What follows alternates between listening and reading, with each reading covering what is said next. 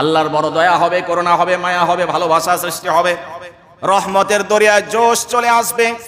ঠিক ওই মুহূর্তে ভালোবাসার পাত্র নবী মুহাম্মদুর রাসূলুল্লাহ সাল্লাল্লাহু আলাইহি ওয়াসাল্লামকে আল্লাহ রাব্বুল আলামিন ইশারা করে বলবেন, ইয়া মুহাম্মদ ইরফা রাসাক, ও মুহাম্মদ কি বলতে চাও বলো, মাথা উঠান, ইয়া হাবিবাল্লাহ মাথা উঠান, কুল আপনি কি বলতে চান বলেন, ইউসমা আলাকা যা বলবেন তাই শোনা হবে। আল্লাহু আকবার।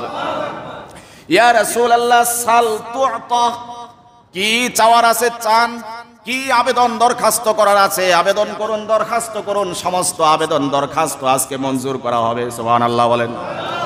আল্লাহ রাব্বুল আলামিন নবীকে আরো প্রবোধ দিয়ে বলবেন, ইয়া রাসূলুল্লাহ ইয়া হাবিবাল্লাহ ওয়াসফা তুসাফা, কোন সুপারিশ করতে চান কিনা বলুন, যদি সুপারিশ